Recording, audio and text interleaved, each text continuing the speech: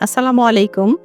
যারা এই ভিডিওটি দেখছেন তাদের সাথে এখন আমি যেহেতু এখন মাহে রমজানের রোজা চলছে, গর্ভবতী মায়েরা আসলে রোজার সময় কী ধরনের প্রস্তুতি নিবেন সে ব্যাপারে আমি একটু আলোকপাত করার চেষ্টা করছি। আমি প্রফেসর ডক্টর খালেদুন্নেসা, স্ত্রীরোগ এবং প্রসূতিবিদ্যা বিশেষজ্ঞ। আ আমাদের কাছে চেম্বারে আসলে গর্ভবতী মায়েরা ১ম এ এসে জিজ্ঞেস করেন, "আমরা কি রোজা রাখতে পারবো? এবং রোজা রাখলে আসলে কী ধরনের প্রস্তুতি আমাদের নিতে হবে?" তো সেই ক্ষেত্রে আমরা চাই এই পবিত্র মাহে রমজানে সবাই আমরা যাতে রোজা রাখতে পারি। যারা গর্ভবতী মা আছেন তারাও যাতে রোজা রাখতে পারেন, সেজন্য আমরা আসলে কিছু পূর্ব প্রস্তুতি বা সতর্কতামূলক ব্যবস্থা গ্রহণ করতে পারি। যেমন পুরা গর্ভবতী অবস্থাকে আমরা আসলে ৩ টা ভাগে ভাগ করি। ফার্স্ট ট্রাইমাস্টার, সেকেন্ড ট্রাইমাস্টার এবং থার্ড ট্রাইমাস্টার। ফার্স্ট ট্রাইমাস্টার হচ্ছে প্রথম ১২ সপ্তাহ পর্যন্ত। এই সময়ে সাধারণত গর্ভবতী মা রোজা ছাড়াও অন্য সময়ে তাদের যেমন অতিরিক্ত বমি হয় অথবা বমি, বমি ভাব লাগে, খাবারে অরুচি, দুর্বলতা এই সমস্ত কিছু থাকে। তো এই সমস্ত মায়েরা সাধারণত যদি রোজা রাখতে চান তাহলে তাদের ক্ষেত্রে প্রস্তুতিমূলক হিসাবে আমাদের পরামর্শ হচ্ছে আপনি রোজা রাখার শুরুতেই আপনার যে ডক্টর আছেন, গাইনি বা প্রসূতিবিদ্যা বিশেষজ্ঞ যার সাথে আপনি যুক্ত আছেন, তার সাথে শুরুতেই আপনি একটু পরামর্শ করে নিতে পারেন যে আপনার বর্তমানে কোনো শারীরিক জটিলতা আছে কিনা। যেমন কারো যদি গর্ভের আগে থেকেই উচ্চ রক্তচাপ, ডায়াবেটিস বা রক্তশূন্যতা থাকে, সেই সমস্ত মায়েরা এই প্রথম পর্যায়ের রোজা রাখার সময় কী ধরনের জটিলতায় পড়তে পারেন সেই ব্যাপারে আপনারা গাইনির বিশেষজ্ঞের সাথে একটু পরামর্শ করে নেবেন।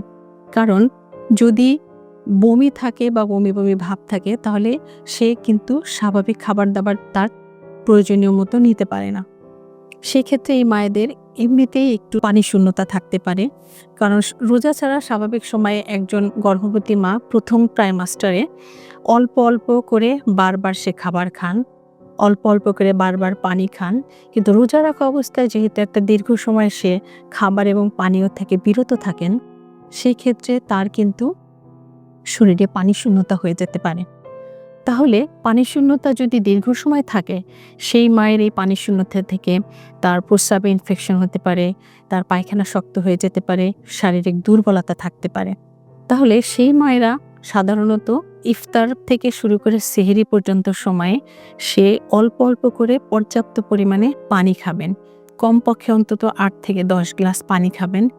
প্রাথমিক সময়ে সাধারণত খুব বেশি পুষ্টিকর খাবার যদি খেতে নাও পারেন, স্বাভাবিক খাবার সে খাবেন এবং যদি সম্ভব হয় এই খাবারের সময় তার দেশীয় যে সমস্ত ফলমূল, শাকসবজি এগুলোও খাবেন, যাতে তার পায়খানাটাও শক্ত না হয় এবং পানি শূন্যতা না হয়। যদি দীর্ঘ সময় তার পানি শূন্যতা থাকে, প্রস্রাবে ইনফেকশন হয়ে গেলে এই ইনফেকশনটা ধীরে, ধীরে তার মূত্রথলি, মূত্রনালী থেকে এমনকি উপরে কিডনি পর্যন্ত চলে যেতে পারে। এবং এই প্রস্রাবে ইনফেকশন থেকে সাধারণত হয় না, কিন্তু কখনো, কখনো এটার জন্যে তার জরায়ুতে গর্ভের যে সন্তান সেখানেও ইনফেকশন হতে পারে, এমনকি মিসক্যারেজও হয়ে যেতে পারে। তাহলে এই ক্ষেত্রে আপনাদের উচিত হবে আপনার ডক্টরের সাথে পরামর্শ করে আপনার বর্তমান শারীরিক অবস্থা কেমন আছে সেটা আপনি চেক আপ করে দেখে নেবেন। যদি আপনার উচ্চ রক্তচাপ, ডায়াবেটিস বা রক্তশূন্যতা থাকে তাহলে সেক্ষেত্রে তার প্রয়োজনীয় যে চিকিৎসা সেটা আপনি নিবেন। যদি ডায়াবেটিস থাকে তাহলে তার হয়তো ইনসুলিনের ডোজ অ্যাডজাস্ট করতে হতে পারে। তার যদি উচ্চ রক্তচাপ থাকে সেটার ওষুধ এর হয়তো ডোজ চেঞ্জ করতে হতে পারে। তার রোজা রাখার সাপেক্ষে এই ব্যাপারে আপনারা সতর্ক থাকবেন। এবার আসি সেকেন্ড ট্রাইমাস্টার। এই সেকেন্ড ট্রাইমাস্টারের মা-বোনেরা সাধারণত কম সমস্যা বা কম উপসর্গ থাকে। যদি তাদের কিনা আগে থেকে উচ্চ রক্তচাপ এবং ডায়াবেটিস বা রক্তশূন্যতা থাকে, তারা সাধারণত হাই রিস্ক প্রেগন্যান্সির মধ্যে পড়েন। সেই সমস্ত মায়েদের এই উচ্চ রক্তচাপ, দীর্ঘ সময় ধরে ডায়াবেটিস থাকার কারণে তাদের রক্তনালীতে কিছু চেঞ্জ থাকতে পারে, যেটা আমরা ভাস্কুলোপ্যাথি বলি। সেটার জন্যে তার হয়তোবা গর্ভ ফুলে রক্ত চলাচল কম থাকলে সে সমস্ত মায়েদের বাচ্চাদের গ্রোথ ঠিকমতো নাও হতে পারে, অথবা তার যে থলির মধ্যে বাচ্চাটা থাকে জরায়ুতে সেখানে পানির পরিমাণ কম থাকতে পারে। এই সমস্ত জটিলতা থাকতেও পারে। তাছাড়া যারা উচ্চ ঝুঁকিপূর্ণ না, এরা ছাড়া স্বাভাবিক মায়েরা আমাদের স্বাভাবিক মানুষের মতোই রোজা রাখতে পারবেন। তবে সেই ক্ষেত্রে ইফতারের পর থেকে তারা চেষ্টা করবেন একটু বেশি বেশি করে পানি খেতে। সে পুষ্টিকর খাবারটা তখন তাকে একটু বেশি খেতে হবে, বিশেষ করে প্রোটিন রিচ খাবারটা বেশি খেতে হবে, কারণ এই সময় তার বাচ্চার গ্রোথ আমরা পর্যবেক্ষণ করি এবং সাধারণত সেকেন্ড ট্রাইমাস্টার থেকে বাচ্চার গ্রোথটা আসলে শুরু হয়ে যায় এবং তিনি তার বাচ্চা কেমন নড়াচড়া করে সেটাও খেয়াল করবেন। সাধারণত সেকেন্ড ট্রাইমাস্টারটা কম ঝুঁকিপূর্ণ, যারা হাই রিস্ক প্রেগনেন্সি বাদে তারা মোটামুটি রোজাটা রাখতে পারলেন।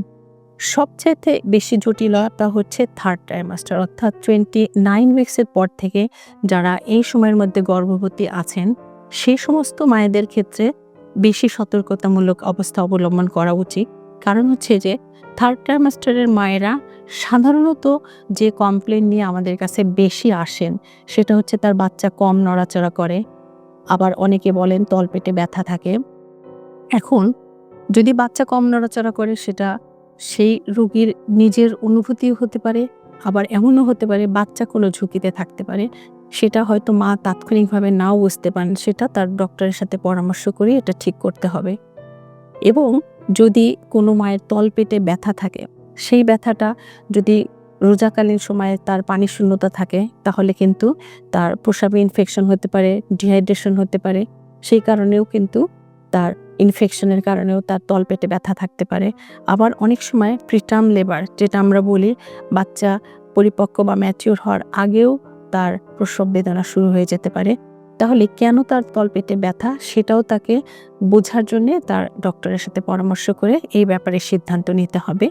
অনেক সময় দেখা যায় যে সবসময় হয়তো এটা খুব মানে অতিরিক্ত জটিলতা নাও হতে পারে, কিন্তু তাকে ডাক্তারের পরামর্শ নিয়ে তার সাথে কথা বলে তাকে চেক আপ করতে হবে, লাগলে কিছু পরীক্ষা নিরীক্ষাও করতে হতে পারে, করে শিওর হতে হবে যে আসলেই তার এটা কি খুব ঝুঁকিপূর্ণ অবস্থা নাকি সাধারণ অবস্থা। যদি সিম্পল তার প্রস্রাবে ইনফেকশন থাকে তাহলে হয়তো অনেক সময় বেশি করে পানি খাবে, কখনো কখনো একটু ওষুধও লাগতে পারে, হয়তো অ্যান্টিবায়োটিক লাগতে পারে, সেটা আপনার ডক্টরই ঠিক করে দেবেন, সেই হিসাবে এটা নিরাময়যোগ্য হতে পারে।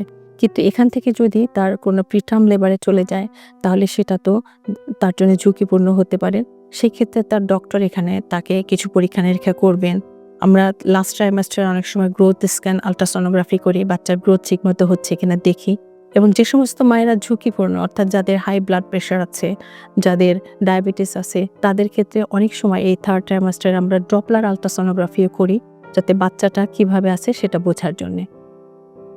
সব মিলিয়ে আসলে এই রমজান মাসে প্রত্যেকটা ট্রাইমাস্টারের জন্যেই আলাদা আলাদা উপদেশ, কারণ একই মানুষেরই তার বিভিন্ন প্রেগনেন্সিতে একই রকম সমস্যা নাও হতে পারে, আবার কয়েকজন মানুষের প্রত্যেকেরই প্রেগনেন্সি আলাদা আলাদা সমস্যা হতে পারে। এই জন্যে আপনাকে কিছু সতর্কতামূলক অবস্থাও ধারণ করতে হবে, পাশাপাশি আপনার ডক্টরের সাথে পরামর্শ করে আপনি আপনার ড্রাগস, আপনার খাদ্য তালিকা এগুলো ঠিক করবেন এবং সেই অনুযায়ী প্রয়োজনীয়ভাবে সতর্কতামূলক অবস্থায় আপনি থাকবেন।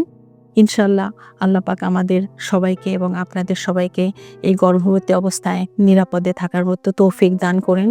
আপনি নিজে সুস্থ থাকুন, আপনার অনাগত ভবিষ্যতও সুস্থ থাকুক ইনশাল্লাহ। আসসালামু আলাইকুম। আপনাদের স্বাস্থ্য বিষয়ে সচেতন করার জন্যই আমাদের এই আয়োজন। তাই প্রতিনিয়ত স্বাস্থ্য বিষয়ে বিভিন্ন টিপস পেতে আমাদের চ্যানেলটি সাবস্ক্রাইব করুন এবং বেশি বেশি লাইক ও শেয়ারের মাধ্যমে সবাইকে আমাদের সঙ্গে সংযুক্ত হবার সুযোগ করে দিন।